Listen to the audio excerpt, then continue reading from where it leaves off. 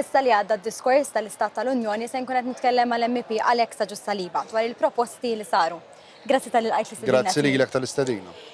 Biex nibdew l-inizjattiva tal-chat control hija xi ħaġa li ma smajniex fuqha waqt id-diskussjoni. X'inhi l-opinjoni tiegħek dwar dan? Kif Smajna fuqha b'mod indirett. Għaliex? Għaliex id-diskussjoni brabta mal dak li qed jissejjaħ bħala chat control hija brabta ma' fajl li leġiżlazzjoni li l-Kummissjoni Ewropea ppreżentat fil-leġislatura li għaddiet dwar il-protezzjoni tal-minorenni fuq bażi online. Illum smajna l-President tal-Kummissjoni Ewropea meta kienet qed titkellem fuq l-ambizzjonijiet diġitali li għamlet għal diversi minuti referenza għal bżonn li jkollna aktar kontroll fid-dinja online kif id-dinja online qiegħda taffettwa u timpatta l-tfal tagħna. U allura hemmhekk turi wkoll li l-Kummissjoni Ewropea ser tkun qiegħda tagħti priorità anke fl-ambizzjonijiet diġitali tagħha l-protezzjoni tal-minorenni. Brabta ma' chat control għandi daqsxejn ta' ħidma diretta wkoll. Għaliex fuq il-leġiżlazzjoni tal-protezzjoni tal-minorenni minn abbuż sesswali jiena negozjatur ewlieni fil-Kumitat tas-Suq Intern u anka negozjatur fisem il-grupp tas-Soċjalisti fil-Kumitat Libe. Dawn huma l-ġiex kumitati li ħajkunu qegħdin jaħdmu fuq din il-proposta. Imma x'inhi chat control? Il-leġiżlazzjoni li qegħdin naħdmu fuqha u anka il-pożizzjoni tal-Parlament Ewropew bl-ebda mod u fl-ebda ħin u din hija pożizzjoni li tiġi approva l-Parlament Ewropew fil-leġislatura li għaddiet, lejn l-aħħar tal-leġislatura li għaddiet. Aħna fl-ebda mod ma tajna go ahead sabiex in-negozjatur tal-Parlament Ewropew, ġifieri f'dak il-każ ħajkun hemm negozjatur mill-grupp tal-Popolari u jiena min-naħa tas-Soċjalisti nirrappreżenta l-Kumitat tas-Suq Intern. Hemmhekk aħna ma għandna l-ebda jett illi ninnegozjaw sabiex nintroduċu din il-famuża chat control li hawn ħafna din jitkellmu dwarha. X'inhi chat control? U għalfejn hija perikoluża.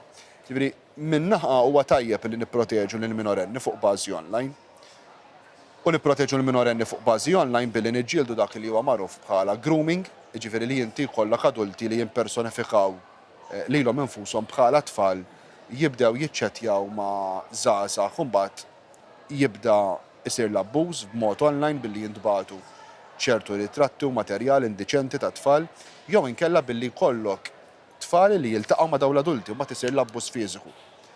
It-tnejn huma problematiċi, it-tnejn huma perikolużi. Ukoll din id-direttiva, din il-leġiżlazzjoni hija ntiża wkoll sabiex kontenut abbużiv fuq il-minorenni bħal videos u ritratti u anka text messages jinqabdu mill-ewwel u jitneħħew minn fuq bażi online mill-aktar fis possibbli. Issa aħna ma xiex qed naqblu u għalhekk ma naqblux ma' chat control. Jiġifieri lej l-2023 fil-Parlament Ewropew il-Kummissjoni Ewropea kienet stiednet id-developers li qegħdin li weldu dan il-programm li diġà beda jintuża f'numru ta' pajjiżi barra mill-Unjoni Ewropea.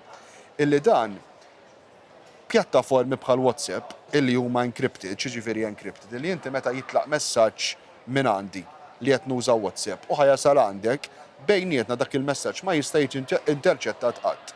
Għaliex huwa encrypted jidher b'ċertu formati li ma jistax jinqara. Sew jekk huwiex ritratt, sew jekk huwiex materjal audiovisiv u sew jekk huwiex text. Dan il-programm illi il-Kummissjoni Ewropea stiednet rappreżentanti tagħha hawnhekk fil-Parlament Ewropew sabiex jippreżentawh huwa intrussiv għaliex din l-encryption jagħmilha decrypted, jiġifieri il-messaġġ jerġa' jittraduċih f'mod illi jista' jinqara sabiex ikun jista' jiffiltrah u jekk ikun hemm kontenut illi huwa abbużiv fuq il-minorenni jinqabad mill-ewwel u jitneħħa. Issa għalfejn aħna ma naqblux ma' dan huwa tajjeb li dan il-kontenut jinżel minn fuq bażi online malaj? Iva, dak li nixtiequ aħna, imma mhuwiex tajjeb illi nispiċċaw jekk inti għandek ftit persuni li joqogħdu fuq it-waħda li qegħdin jabbużaw minn dawn il-pjattaformi nitfgħu il-popolazzjoni kollha ta' Malta taħt skrutinju u l-komunikazzjoni kollha tagħhom tkun qiegħda tiġi interċettata għaliex jispiċċa kulħadd suspettat biex naqbdu allegat persuna li qed tabbuża waħda. U dik hija xi ħaġa li fajnejja ma tagħmilx sens, u għalhekk iġġilidna ħafna sabiex din ma tkunx il-pożizzjoni tal-Parlament u l-encryption tiġi dejjem is-salvagwardjata. X'inhu huma riskju l-oħrajn ta' chat control, ġifieri kulħadd qed jitkellem fuq l-interċezzjoni tal-komunikazzjoni. Però, u dawn huma każijiet li ġraw, ikollok problemi oħrajn, inti jkollok komunikazzjoni li tkun totalment innoċenti. Pereżempju, jiena llum qiegħed hawnhekk u omm it-tifla tibgħat li ritratt tat-tifla tiegħi li jiena qastaddili minn kantuniera waħda ta' moħħi li qatt xi darba nista' wettaq abbuż fuqha kif laqqas tgħaddi minn kantuniera waħda ta' maġġoranza assoluta tal-ġenituri kollha u di tibgħat li ritratt tat-tifla mingħajr t-shirt pereżempju li hija xi ħaġa normali li jiena meta nkun id-dar naraħħa kważi ta' kuljum mill-libisa jien t-tifla. Jew tkun qiegħed tiċċettja b'WhatsApp video call ma' t-tifla tiegħek jew ma' minorenni u dawn ikunu qegħdin jinħasslu jew ikunu qegħdin mhux imlibsin b'mod sħiħ. Meta jintużaw dawn it-tip ta' programmi, anka din il-korrispondenza innoċenti li ikun hemm bejn il-familji, bejn il-ġenituri, bejn il-qraba, anka dik tiġi interċettata u tgħaddi mill-ewwel lill-awtoritajiet ġudizzjarji u kellek każijiet fejn anka kellek prosekuzzjonijiet ta' ġenituri ta' persuni innoċenti għal dan it-tip ta' materjal, dak li jgħidulu false positive. U l-false positives, meta jkollok dan iċ-chat control, huma kbar ħafna.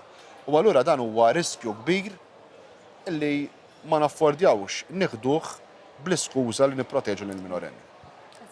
L-aħħar mistoqsija, taħseb li kien hemm xi proposti li forsi xtaqt li jiġu diskussi iżda ma ġewx?